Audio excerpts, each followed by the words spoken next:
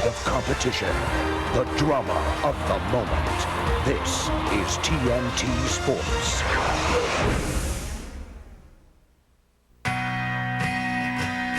Indiana, the racing capital of the Midwest, and home of the Brickyard, welcomes NASCAR back to town this weekend.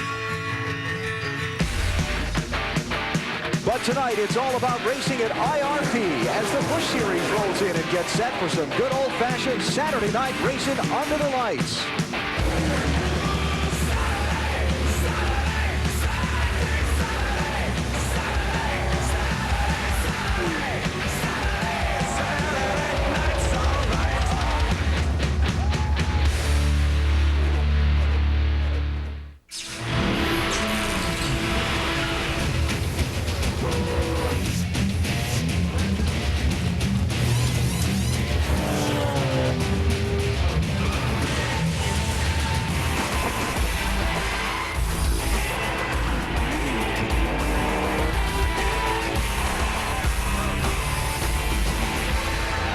TNT Sports welcomes you to Indianapolis as the build-up to the Brickyard 400 continues with NASCAR Busch Series racing from Indianapolis Raceway Park. Mix the intimate feel of a county fair midway with the speed and sophistication of modern NASCAR racing, and you get tonight's setting. Indianapolis Raceway Park, only a half-mile around, where the fans are close to the action, and the action is plentiful for the fans. The stars are here. They're getting set to go 200 laps on this tough old short track. Some just flying in moments ago from the big track across town. Let's get right down to where the action is trackside. Here's Marty Snyder. Alan, get used to the phrase track position because it's going to be paramount this evening here at IRP. Our championship leader, Martin Truex Jr., already has it, starting second. How critical will it be to stay up front this evening? Well, I think it's going to be a key. Obviously, you've got to have a good handle race car like always, but track position seemed to be big last night in truck racing. It seems to be big everywhere on these short tracks. So hopefully we get this Long John Silver Chevrolet up front. Flyover number 2 goes over him. He's our championship leader by 142 over Kyle Busch. Mark Garrow. Well, it's been a season of frustration for tonight's pole sitter, Johnny Sauter. Last week was a typical snapshot. Was leading, driving away at Pikes Peak, and lost the engine. All right, Johnny, is tonight the night you finally get rid of all that bad luck? I believe it. Came up here, tested, had a really good test with this Kleenex Pontiac. It's a car that we haven't raced since Rockingham at the beginning of the year, and thought we'd bring her back out of the closet, I guess, so to speak, and feel pretty confident about it. After last night's run, we pretty much dominated, wasn't able to lead the last lap, the lap that's the most important, so I don't care how many laps I lead tonight, I just want to lead the last one, but hopefully we can get this thing up front and stay up front and have good pit stops. So far this year, he's lost 7 engines. He talked about last night, led 139 laps and lost it on the white flag lap. Alan? Mark, thanks. The famed Indianapolis Motor Speedway, located on the city's west side. That is where the Brickyard 400 will run tomorrow. Just about 6-8 miles away or so by air is this place, Indianapolis Raceway Park. The helicopters have been busy all afternoon long, shuttling drivers back and forth from one track to the other. You saw Michael Waltrip and Greg Biffle earlier. And among the final arrivals here at IRP tonight is Jeff Burton, who'll start 19th in the Brickyard 400 tomorrow. And tonight, he joins Benny Parsons and myself to call the race. Jeff, glad to have you with us. Hey, it's great to be here. Now, you've raced here at IRP before in the NASCAR Busch Series. What kind of race do these drivers face here tonight? Well, this is a tough race. This has all the makings of a Saturday night short track, which means a lot of beating and a lot of banging. The only difference is most short tracks only work on the bottom. This track really likes to be on the top. The groove is on the top, which means there's a great big door open on the bottom, a lot of bent-up quarter panels, and a lot of bent-up fenders. Let me try to explain Saturday night and excitement, Saturday night racing. We're going to see cars running into each other. We're going to see drivers mad at each other. We're going to see pit crews mad at each other. Is that about all? That's about all. You know what? We get to watch tonight instead of being involved in it. That's the best part. Tire strategy is going to play a big role in determining who wins this race as well. A lot of crew chiefs I spoke with this afternoon down on pit road trying to figure out how many times to come and get fresh tires. You're allowed to change tires twice. You can make the distance on one stop for fuel. Be interesting to see what wins out, track position or tires. So we're getting set to go for a Saturday night. Great crowd on hand, beautiful weather here in the Midwest. You see the grandstands, the hillsides are packed, and down trackside, 43 drivers are strapping aboard their machines. They're waiting for 4 words to get the 23rd Busch Series race at IRP underway. And ladies and gentlemen, now to give those famous words, the CEO of Print Communications, Mr. Randy Steenbergen. Are you ready? Drivers, start your engines.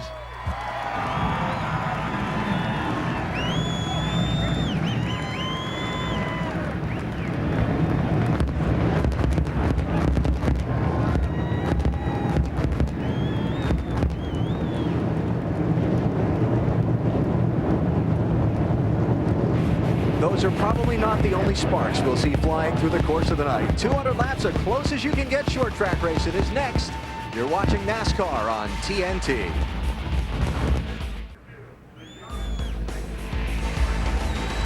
NASCAR Busch Series racing from Indianapolis Raceway Park on TNT is brought to you by Smooth Busch Beer and Easy Drinking Busch Light. Busch, the proud sponsor of the NASCAR Busch Series. By Exxon and Mobil retailers who wish all of the drivers a great race tonight. By Reese's Peanut Butter Cups. Get lost in a Reese's. And by Trim Spa X32, your dream body diet pill. Trim Spa BNB.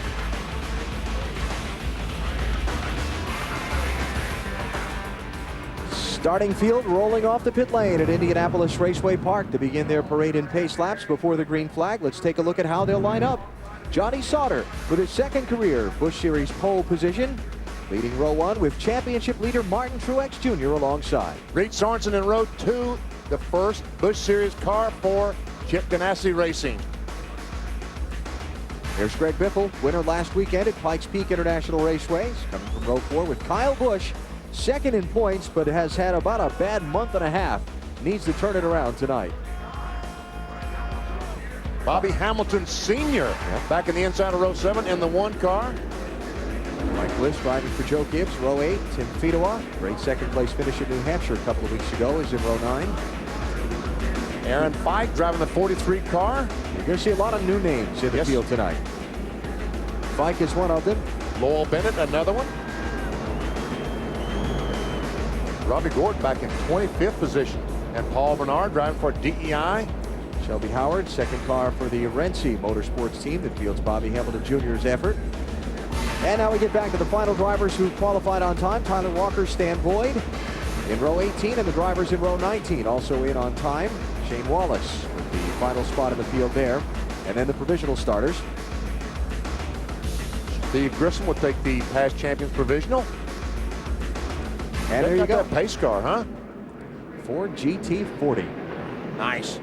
And the list of, sorry Jeff, the list of those who didn't qualify is long. Unfortunately, 6 guys not able to race here tonight in the 200 laps. We'll see that pace car plenty more tonight, I have a feeling. I get excited when I see it, so I interrupted you there. We'll see it plenty more tonight. Final stories from pit road before we go green. Well, Alan, tonight's race is about bragging rights in the Hamilton household. Bobby Jr. against his dad, Bobby Sr. Now, Bobby qualified 3rd, his dad 13th. They've raced against each other 3 times on the Busch Series. Dad holds a 2-1 edge. He'll also be a very tough act to follow. He was 3rd last night in the Craftsman Truck Series race. Marty? Well, Mark Allen touched on pit road and how critical that will be tonight. Pit strategy could be everything in this race, whether you take no tires, 2 tires, 4 tires at the end of the race. And one other thing to keep in mind, these pit stalls are very short, if you will, only 24 feet long. Some of the shortest pit stalls we use all year long in the Busch Series. Last year in this race, David Green came to pit road on the last set of stops running 3rd, came out 15th, and finished 6th in the race. That cost him his shot to win the race. Being blocked in on pit road could decide who wins this race now. Yes, it might. And there really isn't but one good pit stall in the whole place, the very first one. This is a 6/10 of a mile racetrack. To be specific, it is 0.686 miles, 200 laps here tonight, which makes up 137.2 miles. Pit road speed is 35 miles an hour, and the tire limit that you can change under the caution flag are 2 sets of tires. As far as fuel mileage is concerned, not really a factor, but you can run well over 120 laps on a single tank of fuel. Jeff, that GT40 ought to just gas it and see how he could do with this competition. He could do pretty well. That's quite a car. I had a chance to really get into one and see how it's built. That is quite a machine. It will make smoke with those rear wheels too, I can promise you that. Yeah, they weren't sure they were going to be able to use it for a pace car tonight because normally the lights they put on top of the pace car are fixed by magnets. It's not a steel body. That is a really, really neat car. So they just drill some holes in the roof, and It's over. I don't think so. No, they had to do some work. Drivers getting ready to do some work. Big crowd here at IRP on their feet. The lights are on, the sun is setting. We'll see some sparks fly over the next couple of hours. Glad that you've joined us for NASCAR on TNT. Johnny Sauter bringing the field down for the start. And we're ready to go.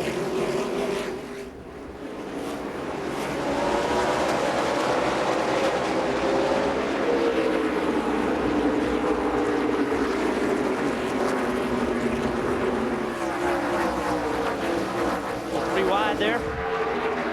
Johnny Sauter did not get a very good start.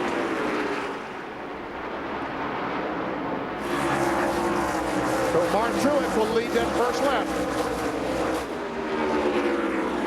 Get back at Jason Leffler in the 00 and Kyle Busch in the 5. That's 67 spots. Reed Sorensen in the 41. David Strimian 32. Sorensen in the 41, a new name to you in NASCAR Busch Series racing, 18 years old, out of Forest Park, Georgia, driving for Chip Ganassi. Yes, that Chip Ganassi, the Nextel Cup team owner. This is his development program. You can see already how this racetrack really has multiple grooves. You got Greg Biffle digging on the bottom, trying to get by some guys. But it's tough going. I mean, it's really tough to pass on the bottom because that outside groove has so much grip. That black flag that is being waved from the starter's stand is for the race leader, Martin Truex Jr., for jumping the start. You got to be kidding me. No, sir. I disagree with that call. Well, the rule is the second place guy can't beat the leader to the line. I didn't get a good look at the start. We need to go back and watch it. But I believe the rule is the leader has to be the first one to the line. You are correct on the rule. That's true, except the leader stumbled on the start. that is a tough break. Hit the gas and stumbled. So the championship leader will be coming to pit road momentarily. He's got some laps to run before he has to serve the black flag. So he's going to run until they make him pit. And once they make him pit, then he'll have to come in. But if he can catch a caution, then it won't hurt him quite so bad. And for the lead, Johnny Sauter trying to do a little slide job on Truex. He'll pull it off turn 2. He'll have to pit the next lap, I believe. If not, they'll quit scoring him. Actually, you have to pit when they black flag you. They give you sometimes a couple laps of a grace period. But he's got to go to pit road. Oh, we got a smoker. Couple cars in the wall in turn 3. In behind the smoker. Caution flag is out. That's Shane Hall in the 28, who's apparently had an engine go bad. And in the wall behind him, Hermie Sadler in the 02 and Brian Tyler in the 40. And while all this is going on, Martin's pitting right now. So this caution really helped Truex because he'll pit and he won't be a lap down. Pit road's closed, but it doesn't matter. He's going to have to start at the back anyway. He serves his penalty under caution, so waiting was really, really a good idea for Martin. He did good. He did great. All right, the penalty being served by Truex, and we go back and look at the start. Now watch the 27 car. He's going to hit the gas, and looks to me like the car stumbles. Just does not start. Truex accelerates well and drives away. Yeah, I don't know. Truex is pretty far away from the guy there in 4th, so tough call. Marty? Well, as you would imagine, Alan, a lot of debate on the radio. Kevin Mannion talked to the NASCAR officials. Great call on those guys' part to wait. Like Jeff Burton said, he'll have to sit there until the entire field goes by. He's sitting on pit road right now. They got their break. Kevin Mannion just told Martin on the radio they got their break for the night. He said, what was I supposed to do? The leader spun his tires, and I was already going, so I didn't have much of a choice but to beat him to the line. So that was what Martin Truex Jr. was saying on the radio. Now let's go back and look at what has put us under caution for the first time in this race. All right, we'll get back to that in a minute. Johnny Sauter is the race leader, and Truex Jr. is going to rejoin the tail end of the field. And Brian Tyler's got a badly damaged car. Under caution for the first time in the Kroger 200 at Indianapolis Raceway Park. You're watching NASCAR on TNT.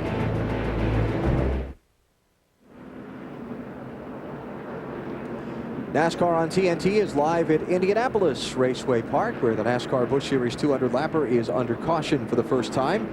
A couple things happen already. First, 3-car incident up in turns 3 and 4, and then your championship leader Martin Truex now being posted back in 35th place for jumping the start. Here is the very start of the race. Coming down pole sitter Johnny Sauter on the inside. Truex, the yellow car on the outside.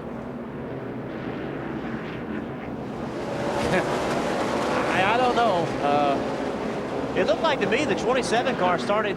He didn't really start to leave like the green flag was dropped, but he accelerated just a little bit like he was picking the pace up, and then he slowed down. The car actually got slow. I think Martin thought that he was getting ready to go, and he went. Yeah. And, you know, I probably would have done the same thing. It almost looked like that Sauter was in a first gear restart at a real slow pace, and that kind of got everybody bottled up. Got a lot of cleanup to do around the racetrack because there was an awful lot of oil dumped out of Shane Hall's car, so they're still working it around, and we'll take a break and come back before the restart. You're watching NASCAR on TNT. People who make oil dry are loving this because they have put a ton of it down here at Indianapolis Raceway Park, and right now they're working it around with the cleanup vehicles and now the race cars to try and get back under green flag conditions. Martin Truex, championship leader, led the first few laps. Now he's back in 37th place. Marty. And they send him to the tail end of the longest line now. Kevin Mannion, now this wasn't in the script, was it? No, it really wasn't. You know, I thought it was a great start. Martin did beat him to the line. It looked like Johnny either checked up or spun his tires or was playing games or a handful of things. I don't know, but I thought it was pretty clean, and NASCAR didn't like it, so we had to go to back. All right, yeah, you can still win from there, can't you? Oh, yeah. All right, he said, guys, remember this night because we will still win this race even from back there. Okay. So, Mr. Burton, take me behind the wheel. You've just had a call go against you, one you don't think's fair. Now you're at the back of the pack instead of at the front. How do you calm yourself down and get back to business? Well, you really just have to. I mean, you know, it's not a lot of work. You just have to. You know, you got to pay attention to the car in front of you. Pass one car at a time. Don't try to make more happen than you can. If you try to make stuff happen, you will get yourself in a problem. So just go, be aggressive, but be smart. Pass one car at a time, and eventually, with a really good race car, you'll find yourself back up there. So Martin Truex is going to restart 37th. The leader's in turn 3. He's not even off turn 2 yet, so he's going to be a full half lap behind Johnny Sauter when this green flag waves. It's a lot of traffic. He is literally 3/4 of a lap down right there. Yeah.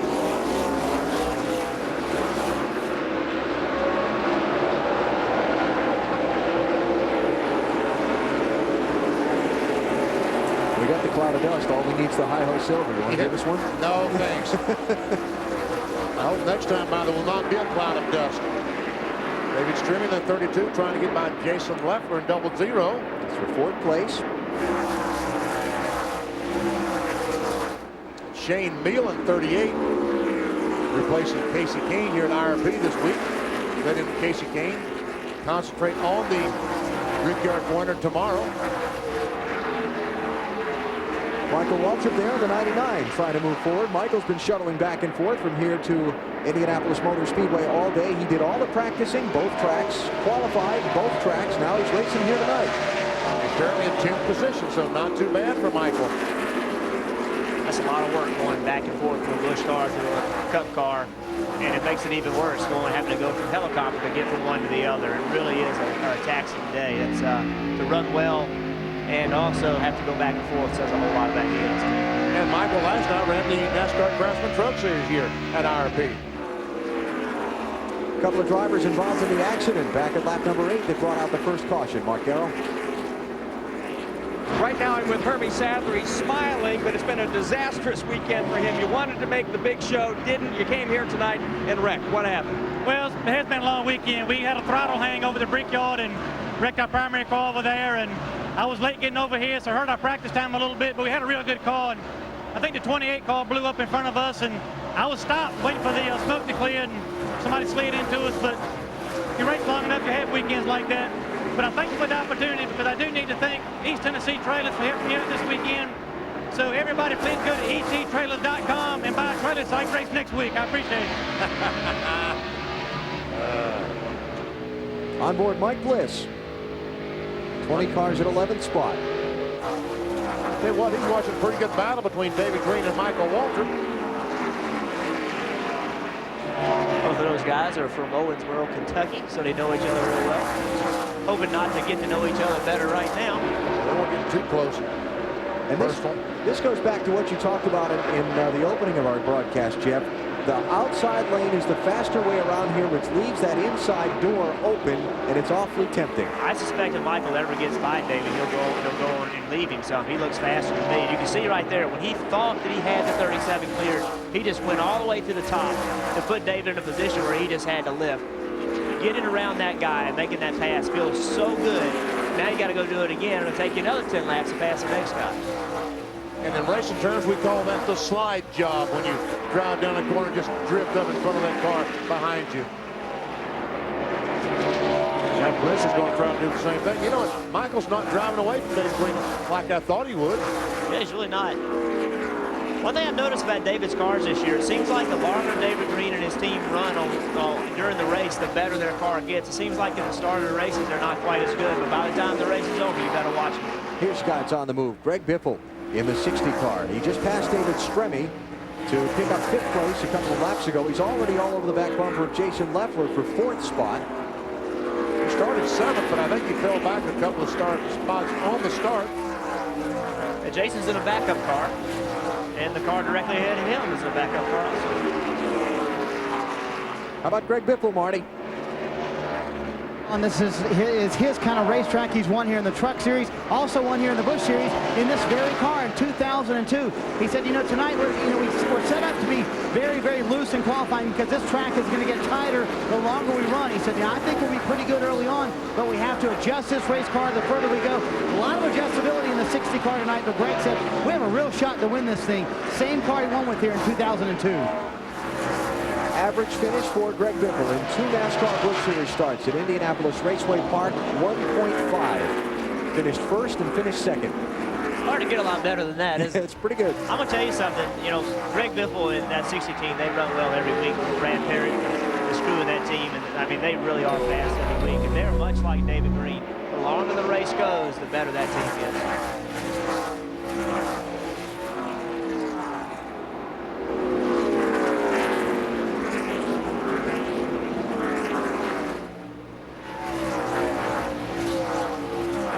As I look at the speeds of the top 6 cars, they're pretty doggone close. All these top 6 cars running about the same speed.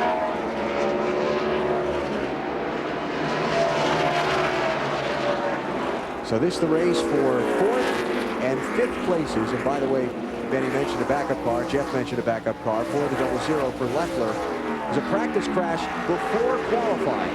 So that's why he was able to maintain the starting position he's in, because this was the car he qualified. Now, Martin Truex, championship leader, restarted 38th. Where's he now? He's in 25th. Not too bad. And working on 24th, that's Shelby Howard he's trying to pass in the 35 car. The 35 is a team car to Bobby Hamilton Jr. He's not giving a point leader a lot of room there. Sure isn't. Shelby Howard, just 19 years old. Running some NASCAR Craftsman Truck Series races earlier this year. Former winner in the ARCA Series. Just his 2nd NASCAR Busch Series start. Why was that so hard hand gesture? That's what he was saying. Why did you make that so hard? What you'll see, too, with Martin is the further he gets to the front, the more laps it'll take him to pass cars. The cars in the top 10, top 12 are really, really, really good cars. It will be harder and harder the further up he gets. The difficulty factor will increase substantially the closer he gets to the front. I agree with you, Jeff. I'm surprised that Robbie Gordon, the car directly in front of Martin Truex, who isn't running normally as well as he does here tonight. Back in the 23rd position, we normally see that 55 somewhere in the top 10. Well, this is his first race here at IRP, and I would suspect this is a tough racetrack to get to learn first time out, especially when you're flying back and forth over to the Brickyard and the rest. This is truly a difficult racetrack, and like you just said, when you can't put 100% focus on this race, it makes it that much harder. It's Aaron Fike in the 43 car. Yep, Fike is a 21-year-old out of Galesburg, Illinois, youngest driver ever to win a USAC Silver Crown race. Wow. So Robbie Gordon and Truex Jr. both able to get by Fike in the 43.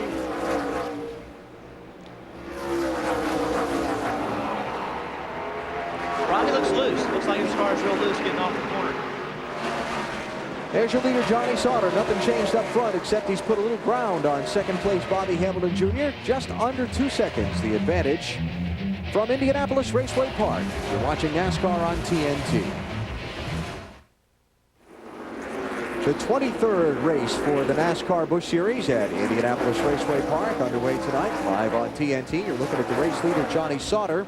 He's trying his best to lap Laurel Bennett at 82, and does it. Laurel is currently in the 30th position.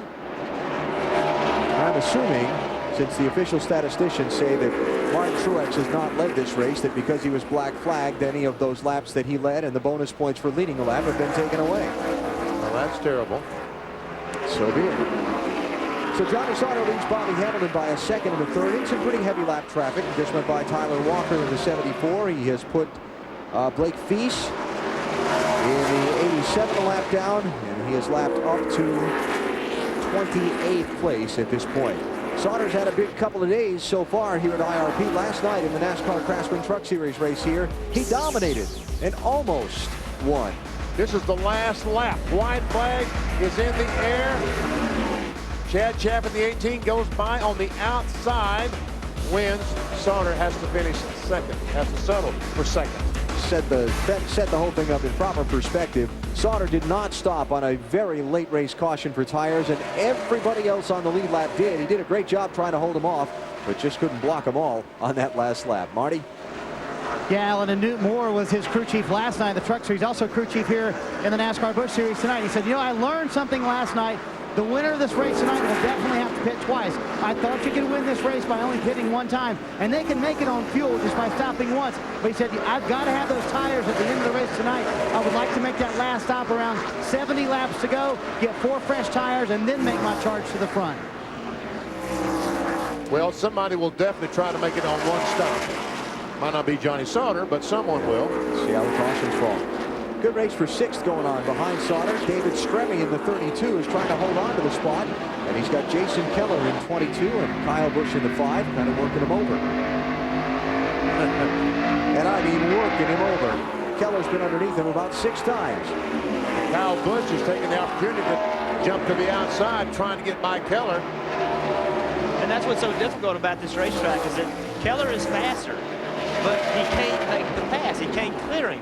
So then Busch comes up on the outside, and now he might pass him. Look, so it's just so difficult to know when to try to pass a guy, especially when the guy behind you is putting so much pressure on him. Mark, what's Jason Keller saying to his crew? Right now, Benny, not a whole lot. He's fairly happy. This is a race car that was completely cut up. They put a new front snout on it this week. It's the same car they ran at Pikes Peak. It ran okay, but Jason wasn't happy with it. So they put a snout on the car that made it exactly as close as they could make it as the car that ran so well at New Hampshire before it got wrecked. And apparently right now things going fairly well for Jason Keller. And of course all that work looks like it's paid off this week. Jason Keller, I talked about Greg Biffle's record here. Jason Keller has 5 straight top 5s at this racetrack. First, 5th, 5th, 2nd, 2nd. A great battle for the 3rd position between Shane Meal and 38. 0-0 Jason Leffler on the slow car. Oh, that'll bring out a caution. Oh, man. Tyler Walker. And who's that? Stan Boyd spinning down through the 57. All right, everybody slow down here. So yellow number 2 comes out at lap number 50. And I'll bet this will bring everybody to pit road. I think you're right. We'll see.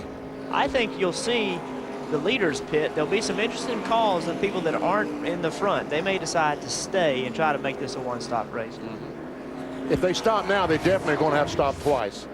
This is pretty clear what happens right here. Yeah.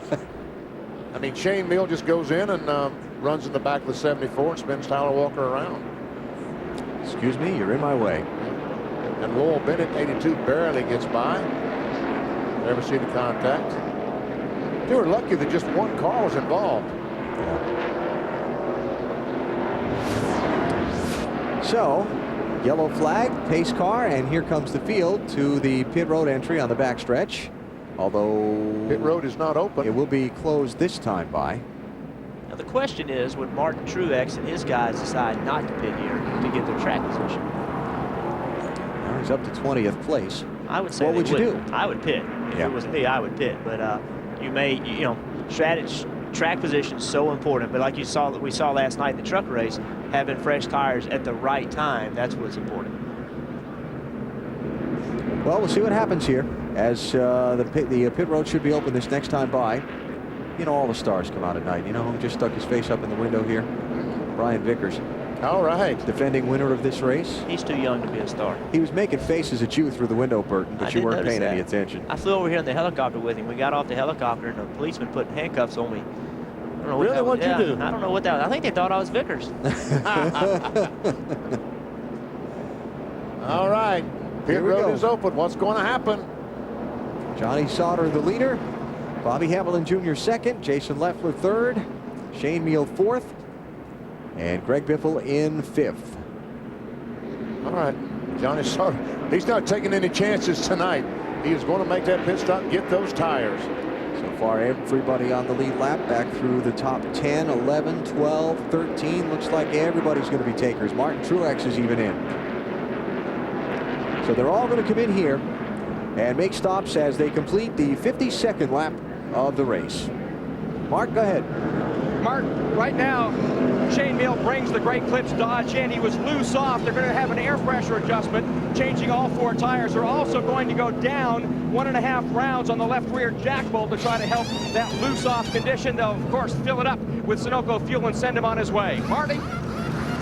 Bobby Hamilton Jr. in third, decides 2 tires, no chassis changes. Harold Holley said, you want any changes? He said, nope, just fine with the chassis. Jason Leffler, 4 tires on his car, loose off. He wanted more forward bite, a pound out the right front. He gets blocked in. Johnny Sauter leaves pit road with 4 fresh tires. He was tight in, loose off. They made an air pressure and a wedge adjustment, trying to help out the 27 car. Hamilton Jr. out first on just the 2 tires, as Marty reported. Greg Biffle out second. Sauter back to third. Jason Leffler got blocked in his pits by Ron Hornaday, it looked like, and lost a number of spots on the stops. We'll see where he lines up for the restart. So Bobby Hamilton Jr. will take over the lead here at Indianapolis Raceway Park after the pit stops.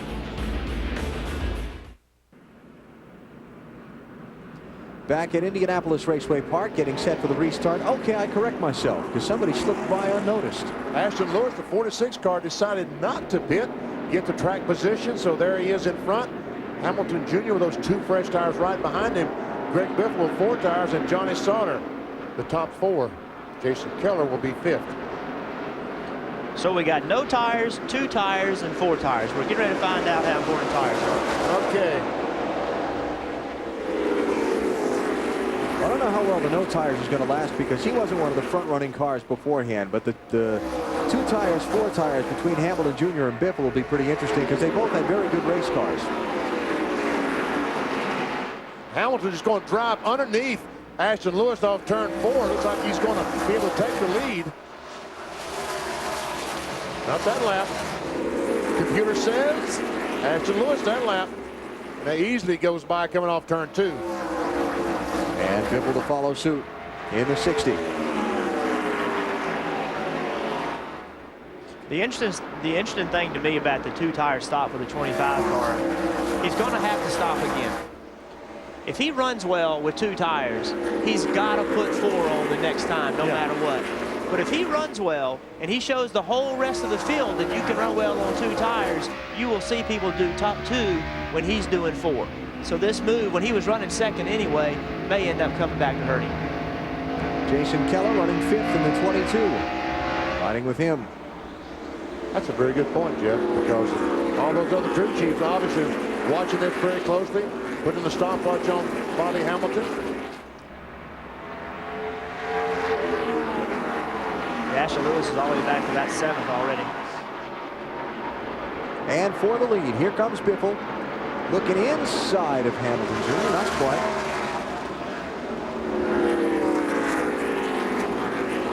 Sauter lurking in the background. And Greg Biffle in the 60 car caught a break, and the fact that Ashton Lewis decided not to pit, that left the pit stall in front of Greg Biffle open. He was not blocked in, but as soon as they finished changing those 4 tires, he drove away. Side by side for the lead, Biffle, Hamilton Jr. and Sauter trying to find which one's going to open up, which lane. Oh, Biffle gets loose off two. 3 wide. Just don't do this. It's going to work out.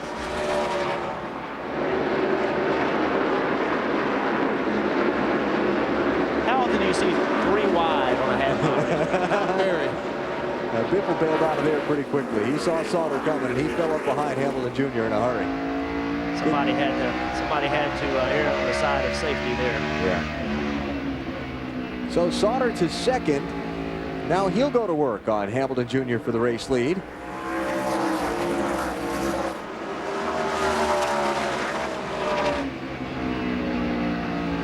Sauter's really low right there compared to everybody else. He can really get in the corner low.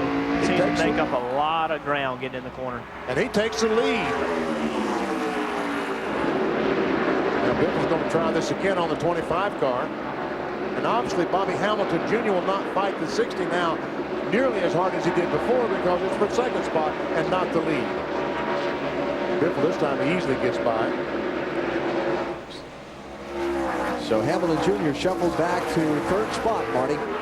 I asked Harold Holley about the decision to take the 2 tires down, and he said, you know, I wanted to see how good the car was up front. I know we're going to struggle on 2 tires. I don't think that's the key to winning the race. I hope everybody follows suit, as Jeff Burton was saying, because I don't think that's what you want. You want 4 tires at the end of this race. I just had to see how good my car would be out front. Good. I think a lot of it, I mean, it's just simply going to depend when that last caution comes out. Oh, you can plan all you want, but you don't know when that last caution is coming. All your plans can get thrown away by a caution coming out at the right time or the wrong time. So all you can do is take your best guess on what you think is going to happen. And Harold Holley, over the years, has proven to know what he's doing. So I won't second guess him. You know, I'm saying if you stop for the last time at lap 100 at 200, then you're going to want the 4 tires. That's right. But if that last stop comes at lap 160, he might get away with 2 tires. That's right. I mean, last night, Johnny Sauter could easily have won the truck race if he had just had 2 tires. And the other key to that is what everybody else does. If you're the only one out there on 2 with 10 laps to go or 20 laps to go, you're in trouble. But if everybody around you has 2, even if it's 100 laps to go, then it's okay. So really, it's a matter of what everybody else does around you.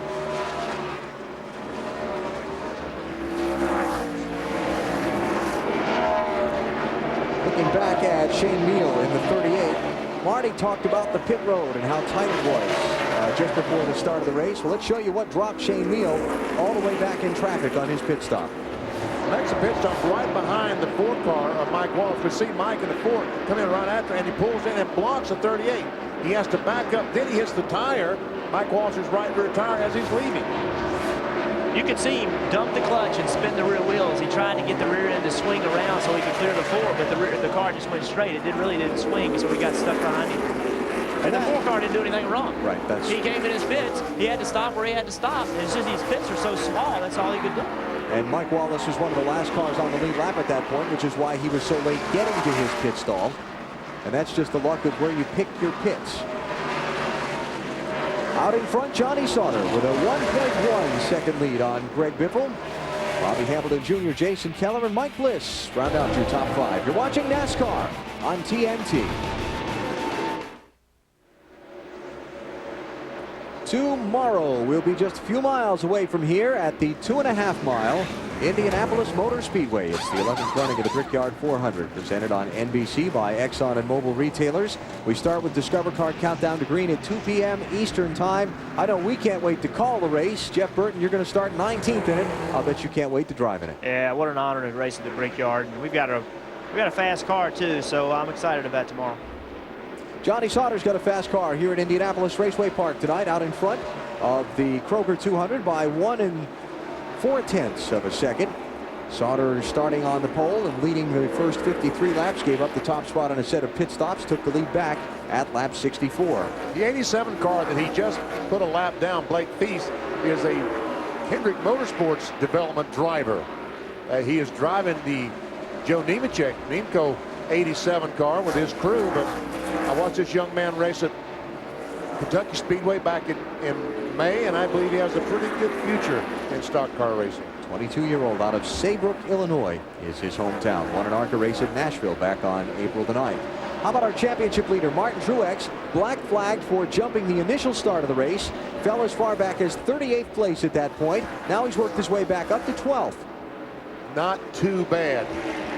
Just nice and steady. Hadn't gotten himself in any position where he didn't want to be in. And right now, there's no traffic around him. He's, man, a great spot to be in. 120 laps to go. Still plenty of time to get it done. Yeah, they might win this thing. So chipping away at him one spot at a time is Truex.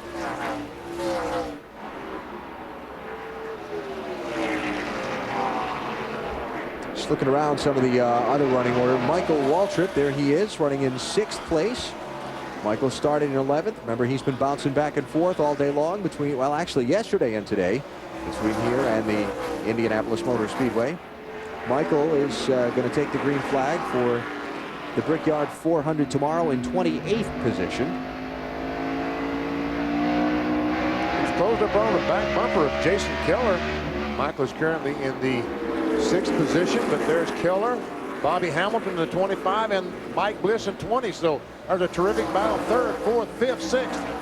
And what have we learned about the 2-tire thing when everybody else has 4 fresh tires? Not too good. As Hamilton Jr. now falls back to just in front of Waltrip. That'll be in the 5th position.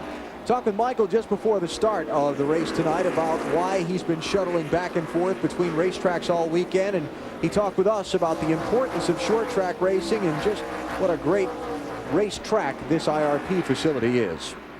I won this race 15 years ago, and I've always thought that this is one of the greatest short track races in America, and so I'm just jazzed about being here. And did I mention I have a new sponsor? State Fair brand corn dogs. He's always selling something, isn't he? He doesn't miss a chance. No, he doesn't. So now Michael working on the back of Bobby Hamilton Jr.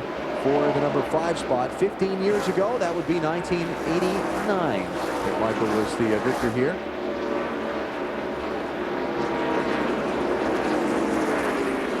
Last raced here in this Busch Series race in 1993. So it's been a decade plus since Michael's run this event, but he's out here tonight looking for a good finish. As he gets back and races with Hamilton Jr. and these other cars, the leader is just kind of driving away. He's about a half second faster than Hamilton Jr., and so therefore Michael Waltrip has to run the same speed as Hamilton Jr. And Michael's always running the highest groove on the racetrack at Cup races.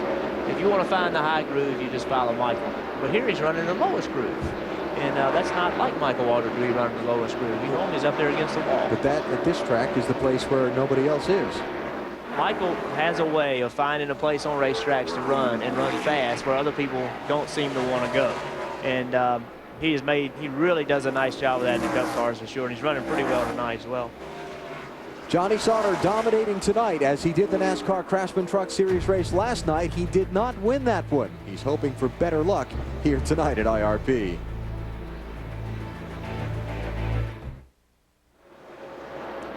NASCAR on TNT back at Indianapolis Raceway Park. Just approaching the midway point of tonight's NASCAR Busch Series 200 lapper. Got a pretty fierce little dogfight going on here back in the pack. 14th position is Robbie Gordon in 55. Kenny Walsh, 23, trying to get by. And meanwhile, there's the leader, Johnny Sauter, and the 47 car is not running second. He's being lapped, as is Stacy Compton in 59 by the 27. Robert Presley, the 25th place driver, going a lap down. And now the leader trying to put 24th place Stacy Compton and 23rd place Shelby Howard a lap down. This is a great place to be as a race car driver, having the fastest car, you know, knocking laps off, but at the same time you want to stay aggressive. You know what I mean? You're fast, you want to stay in that rhythm, and then you catch slow cars and you don't know whether to be real aggressive or just kind of take it easy. If you take it easy, you end up getting in a wreck because you didn't go ahead and pass them. If you get too aggressive, you end up getting in a wreck. You're really between a rock and a hard place. Only thing you can do is just try to be smart, not get yourself in trouble. When you've got a car that fast, you can't give the race away.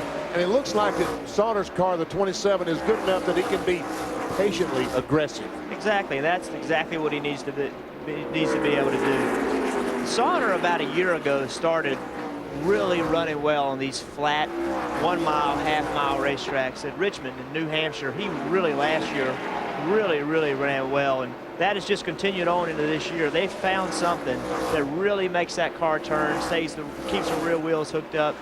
He really is impressive on these racetracks. As a matter of fact, last year at Loudon, he ran so well in the NASCAR Busch Series race, they impounded his tires and sent them off for analysis because they knew he had to be cheating. I was in that race, and I'm going to tell you something. It was ridiculous how fast he was. He was way in the back, and he flew by me, and it was 30 laps. I couldn't even see him anymore. Oh. And I thought it too. I said, there's no way you can be that much faster than everybody else. But he was. You see he's running hard. He's got the front rotors. You can see him. If you look inside the wheel opening, you can see the right front rotor glowing from heat. So he's not taking it easy. Let's get you down to pit road and set up where people are running and how they're reporting into their pit crews on their cars. Take you through the field. And we start with the leader in Marty Snyder. And that would be Johnny Sauter. Alan driving the car, he told us in the pre-race, from Rockingham. They didn't plan to bring this car here. They tested it here, though. He said, you know what? I like this car better than the one they planned to bring here. Very happy. He said it feels a lot like it did last night, and things worked very well last night, except for that last lap of the race. Behind him, Greg Biffle in second place. Took 4 tires on the last stop, was a little loose, went down on the track bar. Biffle very happy right now. Last week's Pikes Peak winner currently in second. Mark?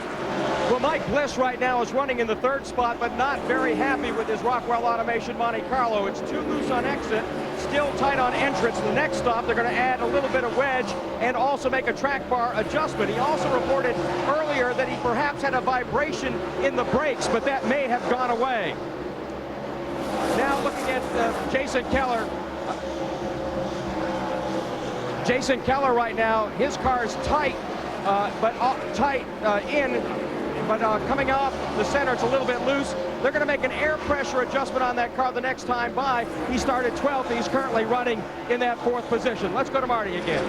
Well, David Green in 5th right now. Mark hasn't said a whole lot on the radio since they went back to green. He was loose last time. Been pretty happy with the car, being very patient. Worked his way around Jason Leffler very patiently. Now trying to set his sights on Jason Keller. Tomorrow, the spot for Bobby Labonte at the Brickyard. Right behind him, the 00 car of Jason Leffler. As we just talked about, this was passed a moment ago. Leffler says he is loose on the throttle, needs more grip, was the report he said on lap 84 to his crew. Kyle Busch took on 4 tires last time, got blocked in his pits, lost a lot of track position. He said, I need some help from the center off. I'm better getting into the corner, but I can't roll to the center of the corner like I would like. And if we're going to pass people, I need to be better there. Mark? Michael Waltrip running in the 8th spot. That's a Chevrolet right now. He's reporting is a little bit loose on that last stop. 1 pound out of the right rear. They went down on the track bar to try to get Michael handling a little bit better. Marty? You can see why Martin Truex is a championship leader in the Busch Series. Fell back as far as 38th. Currently, he's in the 9th position. Said, I'm a little loose off. That's it. He said on lap 81, wants a pound in the left rear tire. They've only had 2 finishes out of the top 10 in the last 8 races, Mark. In the 10th spot, Shane Meal in that Great Clips Dodge as he continues to sub there for Casey Kane. He's tight in the middle, but good off on that last stop. They went track bar down. They also made an air pressure adjustment in that car trying to help it out. Let's go back down. Just past midway here at Indianapolis Raceway Park, Johnny Sauter has dominated, leading 97 of the 107 laps that have been completed so far. Lead lap, we have 21 cars. And he's trying to put that 21st car of Reed Sorensen a lap down. Marty? Well, BP, when we restarted, Bobby Hamilton Jr. was leading. Now he's 11th, and his only words on this run were, let's not do that again, meaning they took 2 tires on the last stop. He wants 4 on the next stop. Harold Holley's kind of coaching him. That's about all he said about the race car, but obviously taking those 2 tires didn't work very well. His best finish at IRP, 19th, hoping for better tonight. David Stremme behind him on the racetrack. A little loose right now, Stremme. Driving the car he finished 2nd with at Milwaukee, his career best finish. Stremme loose when he hits the throttle on the race car. Ashton Lewis is in 13th position. On Monday, Ashton Lewis will go test at Michigan in a Cup car, hoping to run the NASCAR Nextel Cup race there at Michigan. He is a little bit loose right now in a crash on the racetrack. Caution is out. It's Lowell Bennett in the 82 car. Yellow flag at lap 109. And I see a lot of damage to the right front of Robbie Gordon's car, so it looks like the right front met the left front, huh? Bennett, a 46-year-old out of Neenah, Wisconsin, former late model champion at Slinger Speedway up Matt Kenseth country. And I like Lowell Bennett. You know why? We both have chow dogs. Chow, oh. Yeah, chow the dogs, breed, like chow. puppy dogs. Yeah. Okay. Well, when you say chow, I think, you know, the whole Food. buffet Benny thing. So. No, I'm talking about puppy dogs. yeah. Okay. Here's what put us under caution. All right, there's the red and white car of Lowell Bennett. I'm sorry, that was Stan Boyd, and I don't know what happened there. If they just made contact or what.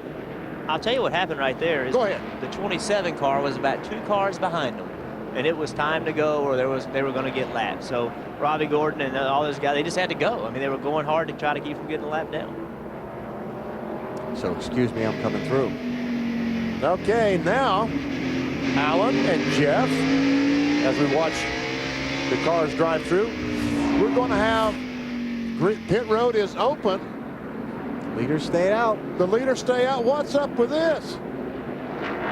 Here comes the 22 car. You can pit now and go the rest of the way. 4th place drivers, the first one to come on to pit road. Jason Keller pits, Jason Leffler pits, Kyle Busch pits. Truex stays out. Michael Waltrip pits. And we'll take a break and wrap up the pit stops for you when we come back. You're watching NASCAR on TNT. Now things are going to get interesting here at Indianapolis Raceway Park. We've had a strategy session here under this caution. I just can't believe these guys did not pit. They're going to have 85 laps to go and 84 laps in the green flag waves. I think that these guys that stopped, they're done pitting. Let me talk you through what happened here. 18 cars on the lead lap, 12 of them pitted. These first 6 you're going to look at did not stop. Johnny Sauter, 27, Biffle in the 60, Bliss in the 20, David Green in the 37, Truex in the 8, and Stremme in the 32. There's Jason Keller, was 4th. He's got 4 fresh tires. He's now 7th. And he's got, what, 85 laps to go, 84 laps to go. He's looking good. I think he is looking good. You know, these are good cars, too, that have fresh tires. So the key here is don't burn them up. Yeah. You know, just take care of them, take it easy, let those other guys pit, you'll get your track position, and then go run hard. But if we get a late caution like we had last week, those guys that didn't pit have a fresh set of tires sitting in their pit stall. Remember that one Greg before the race at Pikes Peak. They got too many cars to pass, I think. Marty, what are they saying down there? You want me to talk BP? Yes. All right, I'll talk. I'm actually going to talk about Kyle Busch and Jason Leffler. Those guys came in. They decided to take on 4 tires. Leffler was loose. A pound out of the right rear tire, 1 round down on the track bar, and that's exactly what Booty Barker said. Jeff Burton, you should be a crew chief down here. He said take care of those tires early in this run because we need them for the rest of the race. Kyle Busch, his car was tied off. They went a pound into the right rear, a pound out of the right front, and they also said take care of the tires early in the run. These guys may be in the right spot, I think. The key to this, too, is don't forget, when they drop the green flag, it's double file. You've got several good cars that are lapped down. You've got good cars that will have a little bit older tires. It's going to be hard for them to get back. But one thing we decided during the caution when we were at break is that all of this ensured us of a great finish. We showed you the highlights of the finish of the NASCAR Craftsman Truck Series race last night, all set up by somebody not stopping for tires and people having fresh tires at the end. How about somebody who did choose to pit, Mark? Well, Jason Keller right now running in that 6th position. Before he came in, was complaining the car a little bit tight from the center off. It was also losing some grip on the rear coming off the corner. And they made a slight adjustment, 1 round wedge out, also put on 4 tires. He was fairly happy with that car, but as you can see, we're back under yellow. Debris on the racetrack. And that has put us under caution for the 4th time in this race. Comes out at lap number 120. See, now if they stop, they start behind all these cars. Yeah, but they're not going to stop now. Oh, I know they're not. Well, that's a tough call. Will they or won't they? I mean, you know, it's a tough call. You got a caution. You can put them on now, or you can wait. This is a really tough call. The problem, again, like we talked about earlier, it all depends on what everybody else does around you. If you're the only one on pit road, that might be a good thing. If you don't stop and everybody else does, that might be a bad thing. You just don't know what everybody else is going to do. Here's the boss, by the way. Hat in the hat. Yeah, he didn't look very happy, did he? If I'm Johnny... He realizes they're in trouble. See, I don't agree with you. If I'm Johnny Sauter's crew chief or any of these guys, I'm not going to stop now because these guys all have the fresh tires behind me. I'm going to hope for that caution around lap 150, 160, when those guys have put 40 laps on their tires. that works as long as all the guys behind you don't pit. If Greg Biffle pits, if the second, third, fourth, fifth place guys pit and you don't, that's 5 more cars that you got to pass in addition to the guys you got to pass that pitted before. Well, top 6 have got to stop because they've all got to make another pit stop. They've got to get fuel. To find out. Okay. Yeah, they won't stop here. All right. They won't stop here. But they're going to hope for that caution around 40 to go, and there's only 6 of them that have any tires left that they can change under the yellow. If you're the last guy that didn't pit a few minutes ago, you ought to pit now for sure. And that would be right? David Strimming. Because that puts the guys, that puts all the leaders that didn't pit, it puts them behind you. So if you're that last guy that did not pit, you definitely ought to be on pit road right now. Marty, how about the 27? They did not pit. Well, I'm not sure they learned their lesson from last night. That's all I'll say. They're talking now about maybe leaving this set of tires on for the rest of the race if they can make it on fuel. They're figuring the fuel mileage right now. Newtmore came on the radio, said, how's the car? Johnny said, it's as close to perfect as it can be. And when the tires cool down for a little bit, it's better on old tires than it is on stickers. So they're talking about maybe not pitting again for the rest of the race. Okie dokie. The plot thickens. Under caution at Indianapolis Raceway Park. We'll come back for the restart in a moment. Johnny Sauter is your race leader.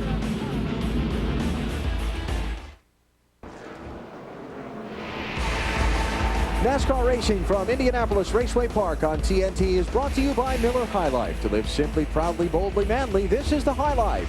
By Stacker 2 of Fedra Free. Real people, real stories, real results. And by TGI Fridays. Cut the carbs, keep the flavor with your Bigger, Better Atkins approved menu. And by Midas. Trust the Midas touch. We'll see who's got the golden touch with their strategy calls as we've been still kicking it around up here in the booth during the commercial break. Johnny Sauter's the race leader, and we're going back to green.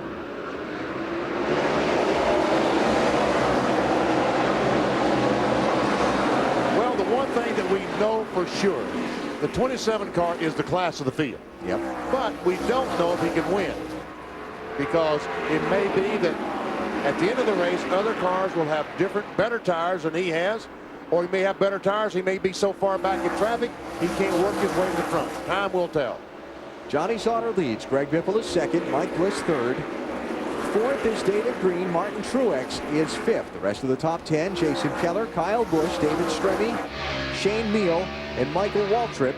There are 19 cars on the lead lap. Reed Sorensen got the lucky dog pass at that last caution and came back around to join the end of the field. Mark, what do you got? Well, right now we're down here in the Rockwell Automation pits. The crew chief is Steve Addington. Did you make a mistake by not pitting that time? I don't know. Only time will tell here, Mark. This Rockwell Automation Chevrolet has been good since we dropped the green flag. If we made a mistake, there's 6 other ones made a mistake with us. Alan, he says right now he'd like this race to go about 35 more laps under green, then catch another yellow. Got a caution coming out now. Big mess in turn 4. Michael Waltrip, Shane Meal. 43 is Aaron Fike. Who else is driving away? Ron Hornaday. And it looks like most of them are going to get away with it. Caution flags out. One other car that we didn't mention, the 56 car. That's Tim Sauter. I think he just stopped behind the wreck. I don't think he got into anybody there. There's one car that put on tires that will be at the back. Oh, Michael Waltrip, yeah. Oh, boy. That's tough for Hornaday. Third place driver in the Busch Series Championship. And a former winner here at Raceway Park. Took this event back in 2000. Yeah, he's got big damage. He does. Hard pressed not to have gotten the radiator with the way that front end looks, huh? Yeah, you don't see any steam coming out of it or anything, so maybe they got lucky. Michael Waltrip might have gotten lucky. It looks like a lot of damage around the left rear door panel, but the 2 car had to hit something. That might be it there. Oh, there's steam. There's steam. That's not a good sign. Yeah. Means the radiator is broken. That is water right there. So the third place driver in the NASCAR Busch Series Championship standings goes behind the wall, and let's show you what's put us under caution for the 5th time in this race. See, Shane Meal in the 38 gets in the back of Aaron Fike at 43. And it is Hornaday that hits Michael Waltrip in the left rear and causes that damage to the front. Like Fike had to lift off the gas pedal to keep from running into Mike Wallace maybe, and that kind of accordion things. Right in a left rear wheel. Yep. Jason Leffler with some damage.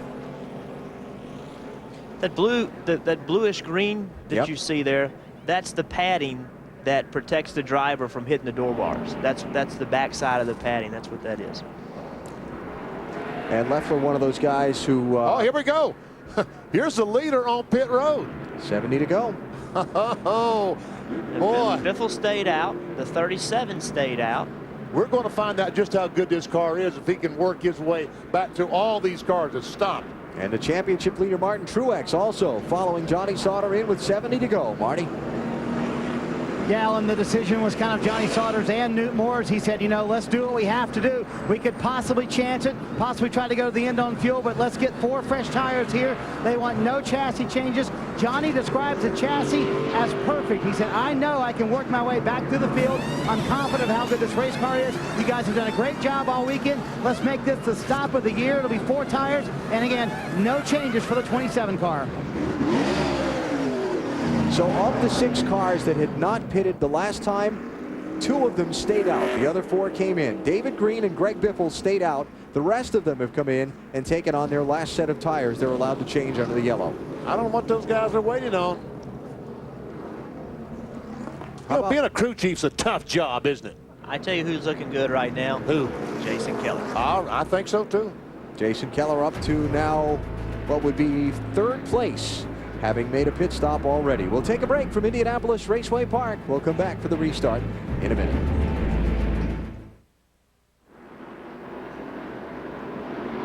Back at Indianapolis Raceway Park as the field comes down for the restart. Greg Biffle is the leader. David Green is second. Did not pit under the last caution or this one.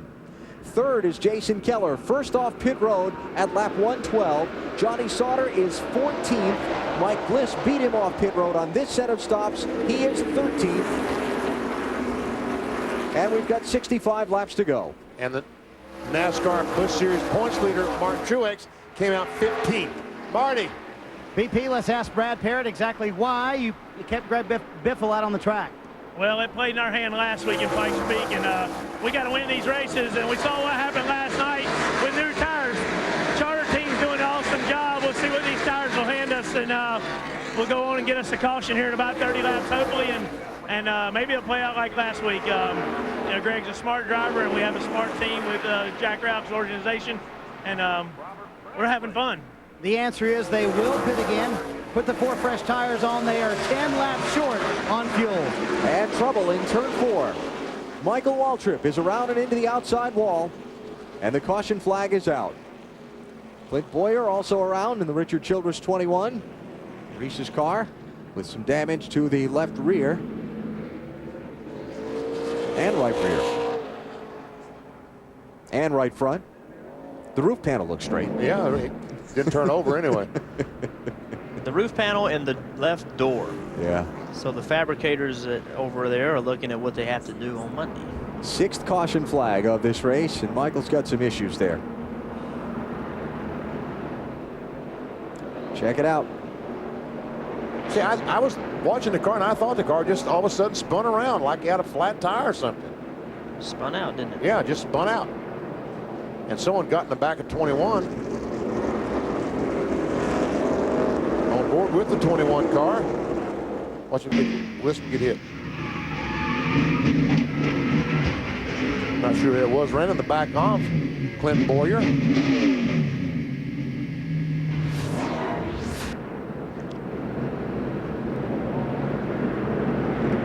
Michael, jump look, see what caused that car to spin out, because normally you don't see drivers of caliber of Michael Waltrip just loop it up in the middle of the corner. Yeah, there's obviously something going on there. Might have been some fluid on the racetrack. The other thing that was going on that we didn't get to see is Jason Keller was having some kind of big trouble. The 5 and the 00 got by him looked like he was really getting slow for some reason. I don't know if he's got an engine problem or what it was, but something for sure was going on with Jason Keller's car. Marty, we're not going to see Greg Biffle on pit road here, are we? Not now. A little too early. Brad Parris said on the radio, "This is not our caution," was his quote. All right, man. So we'll take a break while they clean up from the 6th caution of the Kroger 200. The leader is Greg Biffle, trying to make it 2 wins in a row on the NASCAR Busch Series circuit. You're watching NASCAR on TNT. Green flag has just waved at Indianapolis Raceway Park. Greg Biffle is the leader with 59 laps to go. David Green is second. Kyle Busch now up to third, having bypassed Jason Keller. And you see Keller in the 22 up in that outside lane being overtaken again. What's going on with 22? He's very, very slow. Mark, have any ideas? Benny, you guys speculated he might have an engine problem, but they think they may have a tire going down. They weren't sure, so they decided not to pit. And again, you talk about being a crew chief and having a very difficult job, leaving the guy out there waiting for the green flag to see if indeed you had a major problem. And as you can see, it looks like right rear going down on Jason Keller. Looks like the left rear tire might be low. Well, right rear. He got problems. He's got problems. There goes a 27 car by. I put the jinx on him, didn't I? As soon as I said he was in good shape, he had trouble. So a potential contender. We thought he was in the best shape of the guys that pitted earlier. He's fallen out of contention. And guys, the 8 car of Mark Truex has been able to get by the 27 car of Johnny Sauter. That could be big.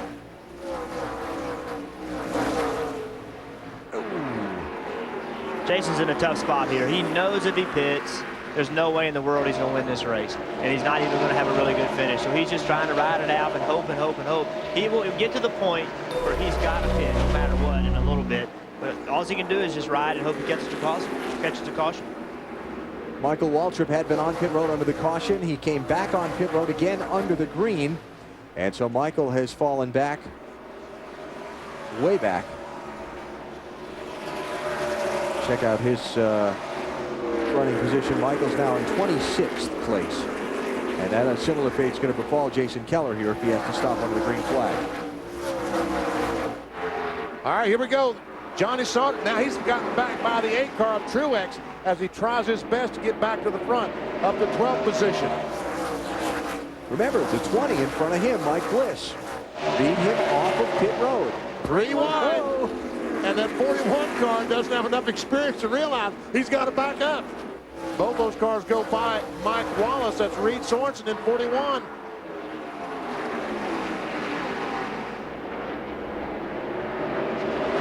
Sorensen is on the lead lap. He's racing with these guys for position. Oh, that's right, because he was a Lucky Dog Award winner a couple of cautions ago.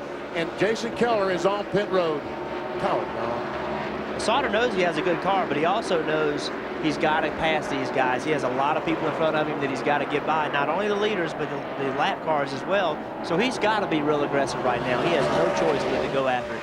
Jason Keller back to 25th place after the green flag pit stop. He was running as high as 3rd a little while ago. How about we check on the race for 7th place? Teammates here. Tim Fido on the 12, Casey Atwood in the 14. Tell you, things have turned for this Fitz Bradshaw racing team over the last month and a half or so. They really struggled the first part of the season, but starting to post some top 10 finishes for both cars.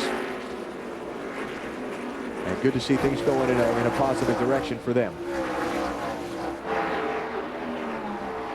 Right behind them, Mike Bliss, highest up driver who pitted under that caution at lap 131. Bliss in 9th spot, trying to stay ahead of Johnny Sauter.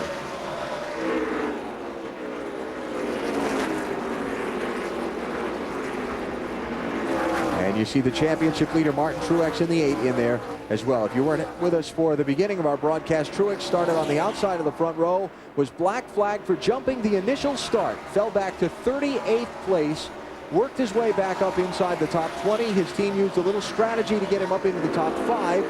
And now they are trying to dig their way back through the field with Johnny Sauter, the driver who dominated the race on a similar tire strategy.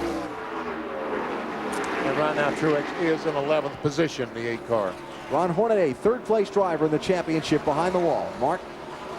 Alan, it's been a devastating night for his points race situation. Right now, the AC Delco Chevy team have absolutely, completely rebuilt the front end of this race car. Almost a new clip, new radiator, new grille, everything there. Now they're attaching it to the frame. Ron Hornaday patiently sitting in the car. Ron, how disappointed are you to be sitting here like this? You've won here twice, and it certainly hurts you in the points chase. Both of the guys really got the cars working good that time. We're going to go the rest of the way. We were just biding our time. I don't know what happened. I think Michael got into it with somebody. They were quick tires or something that came out and blocked the track. I didn't know where to go. But AC Delco Chevrolet's been good. It just, qualified so badly. And that's where you put yourself. If you get the pit stops and the bad qualifying, you're going to get yourself back in that stuff. Have a caution. Car in the wall. Tim Fiedler with a 12 car. We saw him just a moment ago. Hit the wall. Looked like he hit it pretty hard going in turn 3. And the yellow flag waves for a 7th time in this race. Oh man, did he ever hit that wall hard? Yeah, he did hit it hard. This is only a half-mile racetrack, but you can hit it hard. Now, Now, what does Brad Parrott do? This is the question. He was pulling away from Busch in the 5 car. Busch had just gotten by David Green in the 37. I think Green's probably going to have to pit. I don't know. He'll probably have to pit. Well, let's see what Brad Parrott and the 60 do. All right, they got their caution flag. 45 laps to go. Let's check out the cause of the yellow flag as the rescue workers check out Tim Fiedler. Got down the corner, looked like he got in the corner a little bit too hard as he tried to stay in front of Johnny Sauter in the 27 car, and around he went.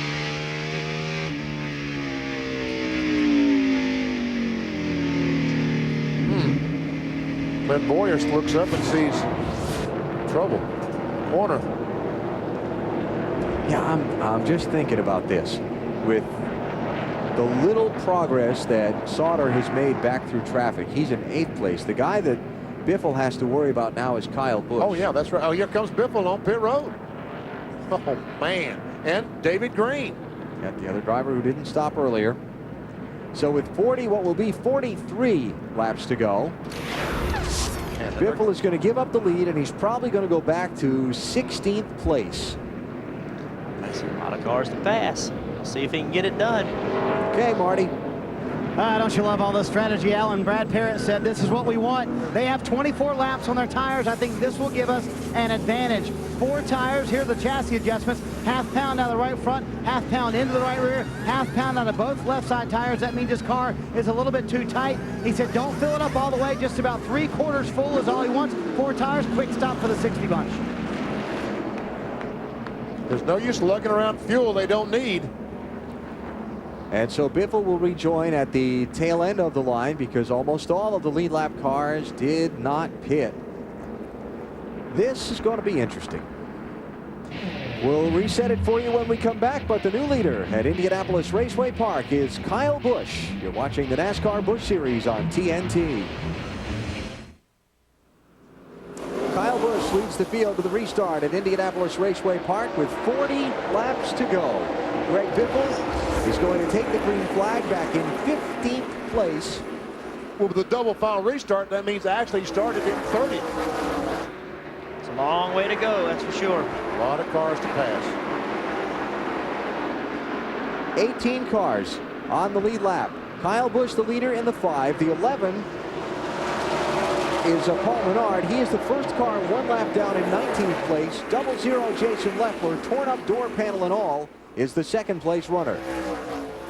Now, there's no saving tires now. No. Kyle Busch has got to go as hard as he can because you know Sauter's back there lurking. You know he's been fast all night. You got to put as much space between him and you as you possibly can. And here comes Sauter alongside Mike Bliss in 20. That's a battle for 5th. Those are the 2 guys on the same tire strategy from earlier. Remember, Bliss had beaten Sauter off pit road. But now Johnny's gotten around him. So Sauter to 5th, Bliss back to 6th. And next in front of Sauter will be Kenny Wallace in the 23. Who has kind of quietly moved into the top 5 through all of this shuffling of strategy. With 37 laps to go, I think now that the car to beat is Johnny Sauter. I think he's been able to work his way back through the field of cars, and he has the car fast enough that he probably can pass the 4 cars in front of him. One thing that we haven't seen is how fast Kyle Busch is out in clean air. You know, he might be, we just don't know. Right now he's in clean air, he's got good lap times. We just don't know the difference between a 27 and the 5, but certainly as fast as the 27's been all night, he's probably the favorite. Around Kenny Wallace to 4th is Johnny Sauter. He's got to pass Bobby Hamilton Jr., he's got to pass Jason Leffler, and he's got to pass Kyle Busch. He's got to pass really, really tough cars. How about the race leader, Marty? He's pretty happy. He came on the radio under the caution, said the car feels excellent. Lance McGrew off the point Jeff Burton brought. Now we have clean air. I think the car will be even better for you. The last 3 years, Alan, the winner of this race has gone on to win the Busch Series Championship. Maybe an omen for Kyle Busch if he can stay out front tonight. Well, it was this team 1 year ago that went to victory lane here with Brian Vickers as its driver. They came into this race a year ago 132 points out of the lead in the championship. It was their first series win together. They went on to win the championship at the end of the year. All right, let's check on Greg Biffle. We see there he is behind David Stremme in 32.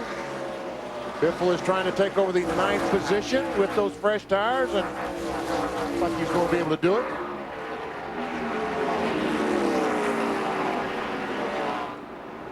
But Greg Biffle is 6.5 seconds behind Kyle Busch in 5.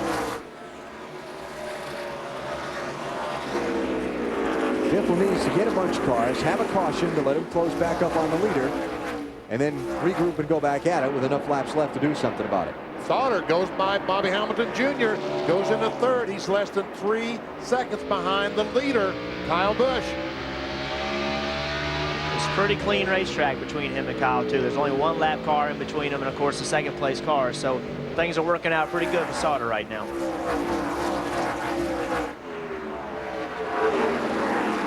So Johnny Sauter trying to march toward the front. Greg Biffle trying to pick his way through traffic, and Kyle Busch is leading as we come up to 30 laps to go at Indianapolis Raceway Park. Lance McGrew is crew chief. Did he make the right strategy call tonight? Check our Stacker 2 NASCAR Busch Series track fact. Indianapolis Raceway Park with 3 different race courses. Of course, the oval track that you've been watching tonight. The NHRA drag strip where they have the U.S. Nationals. And then, back around like this and in through here and over there is a road course. Yeah. I was here in 1969 and helped film the movie Winning on that road course. Paul Newman, Robert Wagner. Really? Yeah, we were background for that movie. While you guys were talking about the road course. Yeah. What happened? The 27 got by the 00. Really? So he is coming. Oh, he's in 2nd spot, but he's about 3 seconds behind the leader. Can he catch him? 22 laps to go. Now 21. Kyle Busch, the race leader. Johnny Sauter is 2nd. Greg Biffle has only managed to get back to 7th, and this could be big. I think this is an advantage to Johnny Sauter because I think he probably will be able to get through the traffic a little bit better because he doesn't have any points to worry about. Where Kyle Busch, 2nd in the NASCAR Busch Series points, has to worry about being easy through this traffic. And they race the leader harder. You know, the leader is going to put you a lap down. Once the leader goes by you, the next guy to pass you, he really doesn't hurt you. So they're going to make the leader work harder to pass you if you're getting ready to go a lap down. Well, Kyle got through that one pretty easily. Curtis Davis in the 0, Michael Waltrip in the 99, giving the leader plenty of room. So he got through that little log jam without a lot of holdup. And his advantage over Johnny Sauter remains a little bit over 2 seconds, 2.09, as we work inside the final 20 laps. And Johnny Sauter caught a tough break that time. He ran across 2 slow cars off 2. That might have cost him 1/3 of a second. And right now, he can't afford any 1/3 of a second holdups. There's the gap, 1st to 2nd. It cost him 0.2 of a second. That hiccup in turn 2. Curtis Davis in the 0 car. Being overtaken by Johnny Sauter. Kyle Busch 2nd in the NASCAR Busch Series Championship, but he has been out of the top 10 in 5 of the last 6 races. Finishing 11th to 17th in all of them but 1. They've had their struggles. They fell last week at Pikes Peak from 94 to 142 points. behind Martin Truex in their fight for the NASCAR Busch Series championship. And we go back and check on this race for 8th place, and a good one between Kenny Wallace in the 23 and Casey Atwood in the 14. Atwood goes by in the 14, takes that spot away. We see Jason Kellner, 22. It was the right rear tire that was found on that 22 car, and he had to make that unscheduled stop. He's now a lap down. Keller in 20th place at the moment. Looks like it's going to be a 2-driver race coming down to the finish. Johnny Sauter, the dominant driver of the night, trying to catch Kyle Busch. Let's check on pit road with Marty. This could get interesting, Alan. I think the clean air paid off like you thought, but seems like Sauter's kind of catching you guys. Yeah, he's coming. It's going to be really tight. I tell you what, I can't say enough about this Lowe's team. We had a horrendous July, and we just keep digging, and I don't know. I got my fingers crossed here. I hope we can hold it out, but either way, it's been a great night for us. He just came on the radio, said it's tight in the center. I don't know what's going wrong with the car right now. That was Kyle Busch on the radio. Mark? I'm down here in Johnny Sauter's pit with crew chief Newt Moore. Newt, you got enough time to reel in Kyle Busch? Yeah, we're getting him 2 to 3 laps at 2 or 3 tenths a lap. So we had a caution, it'd be great. But if we don't, I think we get him. It's going to be close. Oh, it is going to be close. 27 car. His car is so good he's able to go on the bottom of the racetrack and get by these lap cars. Now the next car in front of him, the 5 car of Kyle Busch. There's the gap. First to second. 12 laps to go. Johnny Sauter led 121 laps tonight. Kyle Busch now out front for 32. Sauter stopped at lap 131 for his tires. Kyle Busch was in at lap 112. As a race car driver, where Sauter is right now, that's what you live for. You're behind, and you're catching the guy. There's 10 laps to go, 12 laps to go, and you're running hard, and you're catching him. There's so much adrenaline right now going through him. That is so exciting. It's so fun to be part of, and especially if it works out for you. See, that time Kyle Busch got the car a little bit loose off turn 2. What's going on with the 5 car, guys? BP just came on the radio and said, tell me where he's running and his lap times. I want to know where he's at all times. So you wonder, BP, will a 19-year-old start mirror driving maybe a little too much? Looks like he might be. I tell you what, Kyle Busch is driving that car as hard as he can, trying to stay in front of Johnny Sauter. 9 laps to go. And Sauter reeling him in bit by bit. Just over a half second between the two. He doesn't want to see a caution now because there may not be enough laps left to get around him if Kyle gets a chance to cool those tires. The best thing for Kyle is to pay attention to what his car is doing and what he needs to do. Once the 27 gets to him, then he can go and try to block him. But right now, if he can make the best lap time possible, that will delay when the 27 gets to him. He needs to be looking out of his front windshield, not the rear one. Just pay attention, get the crew chief to give him lap times, and let him concentrate on making the best lap time possible. Championship on the night, Martin Truex Jr. up to 4th place, as low as 38th after black flag for jumping the initial start. So he will protect most of his championship lead tonight, though Kyle Busch is running in front of him. 7 to go. And Johnny Sauter is not gaining the last couple of laps. The distance has remained at 2/3 of a second. They ran into some traffic. I thought that hurt Sauter a little bit. I think the center of the corner, Johnny's car is so much faster than Kyle's car, and it's only a matter of time before he gets there. Getting there is one thing, past him is another, but it's going to be hard to hold him off. This is a race for 3rd. Jason Leffler 00, and Martin Truex in the 8th. Not quite. Doesn't get a lot better than this, does it? No, it doesn't. A little drama. Be good. Nothing's changed up front. Sauter still hanging about 3-4 car lengths behind Kyle Busch while we watch this race. Truex losing some ground there. And so Jason Leffler able to hold him off. All right, here we go. And the 27 car, he got to this point to about a half second. And folks, he can't gain. Going to be some lap traffic ahead. 4 laps to go. if the leaders catch the traffic? Does it bottle up the leader? Does it give Johnny Sauter a chance to close the ground in a hurry and get by? First up will be the Ron Hornaday car, third place driver in the championship. He gives way.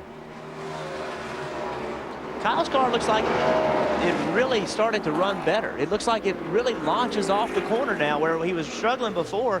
He really looks like when he starts off the corner, the thing really has good forward bite, and it'll get good traction and make speed. Well, he's picked up a quarter of a second on Johnny Sauter in the last couple of laps.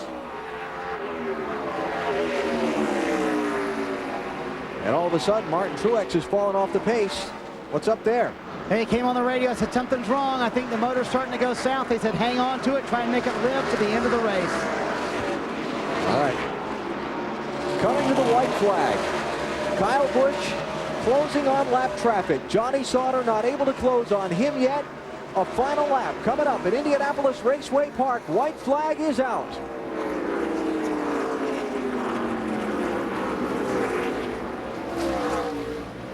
'87 gives way. Blake Feast allowing the leaders to race through. Half a lap to go.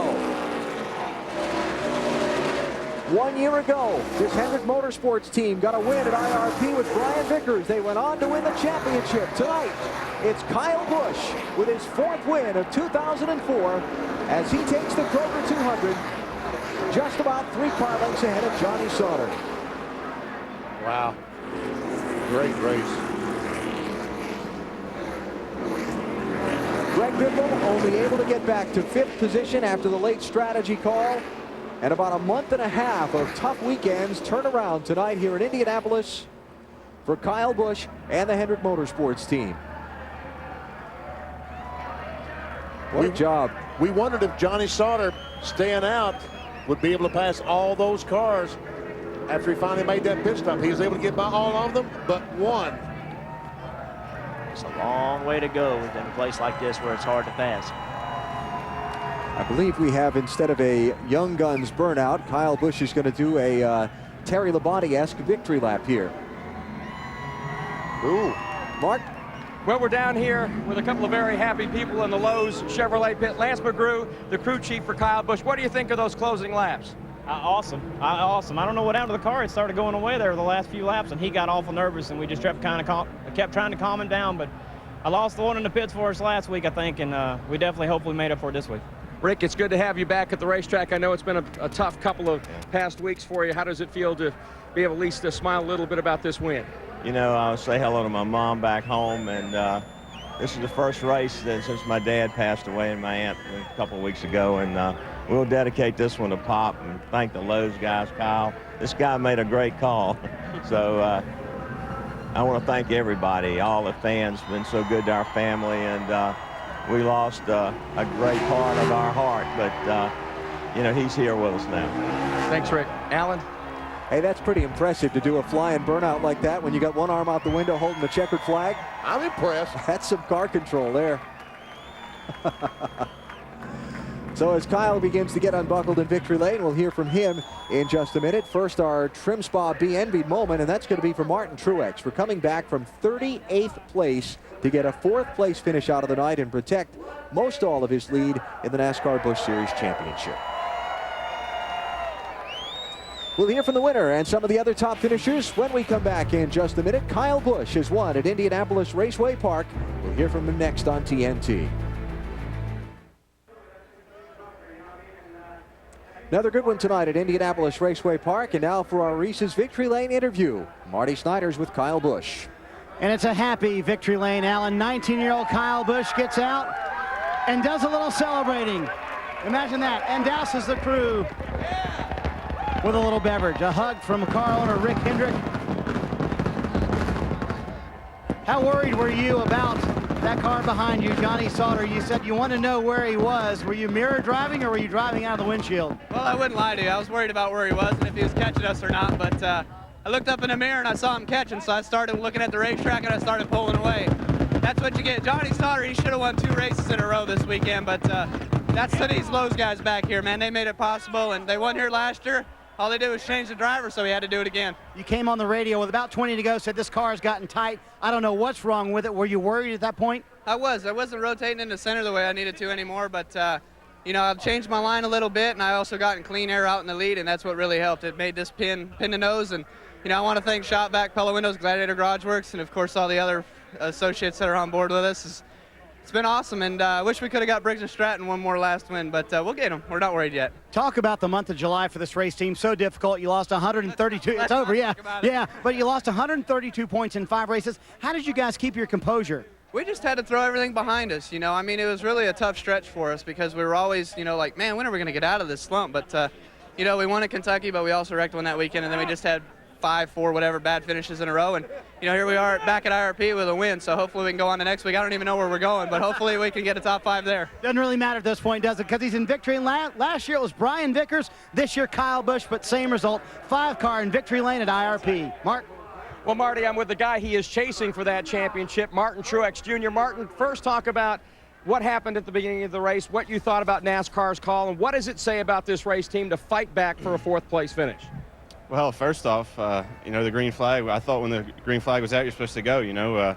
Apparently somebody else didn't know that, so it got us behind, but it shows what Bono and this team's capable of. We never give up, and we didn't give up all night, ran hard, and thought I was going to get a 3rd there at the end, and something happened to the car with about 6 or 7 to go when I got up under Leffler, and his vibration was real bad, and I could barely hold on to it. So it was great to get a 4th place finish, but real disappointed. I think we had a better car than that tonight. Alan, there's no question he passed more cars than anybody else tonight as well. As far back as 38th at one point, and the championship leader comes up with a 4th place finish. So Kyle Busch has won tonight at Indianapolis Raceway Park. We have yet to come for you the final standings and a look at the championship as they head on to Michigan in a couple of weeks.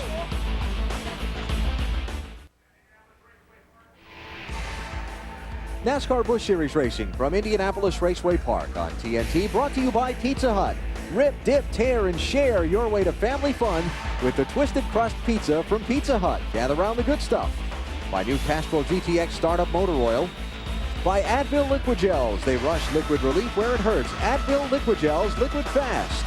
And by Wrangler, makers of Wrangler Jean Company, a new generation of Wrangler.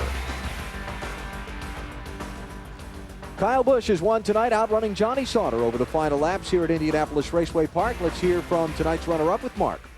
Well, Johnny, are you a frustrated runner-up or a happy 2nd place finisher? I don't know yet.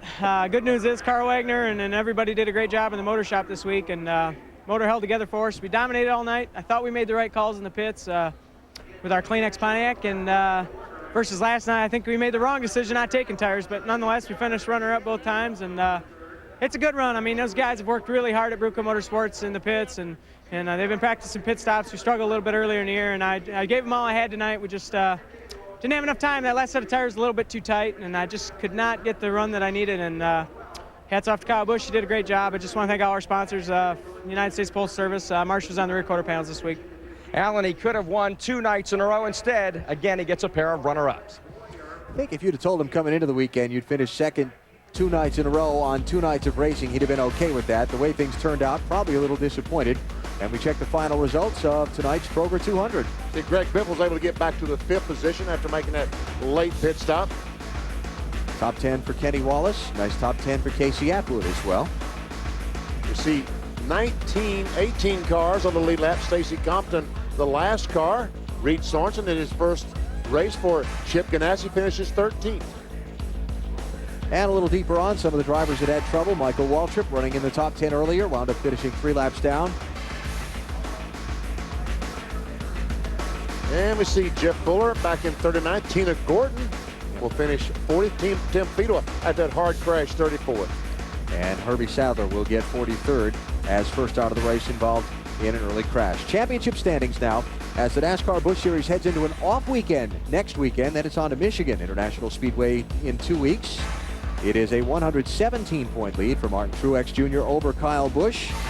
25-point game tonight for Busch over Truex. And Ron Hornaday loses 3 positions in the NASCAR Busch Series points tonight. And so tomorrow it's on to the 11th running of the Brickyard 400 at the Indianapolis Motor Speedway. Jeff Burton, thanks for coming tonight. Thanks for having me. Great luck tomorrow to you. Thank you. Appreciate it. We had a tough week last week. looking for something good this week. Yeah, we expect you'll do just great. From the 19th starting spot, that whole strategy thing we saw tonight, we'll see that big time tomorrow in the Brickyard, I guarantee. So Kyle Busch is your winner tonight here at Indianapolis Raceway Park. And tomorrow on NBC, it's 2 Eastern time for the Brickyard 400, presented on NBC by Exxon and Mobil Retailers. Coverage beginning with Discover Card Countdown to Green. And next on TNT on the East Coast, it's Payback. And on the West Coast, it's Evel Knievel. Hope you'll stay tuned for that. Kyle Busch with his 4th NASCAR Busch Series win of 2004. He wins tonight at Indianapolis Raceway Park. For Marty Snyder, Mark Garrow, Jeff Burton, and Benny Parsons, Alan Bestwick. So long. You've been watching NASCAR on TNT. This copyrighted telecast may not be reproduced, retransmitted, or used in any form without the authorized written consent of NASCAR Broadcasting. NASCAR would like to thank all of our loyal fans for your continued support, and we hope you enjoyed today's broadcast. This has been a presentation of TNT Sports.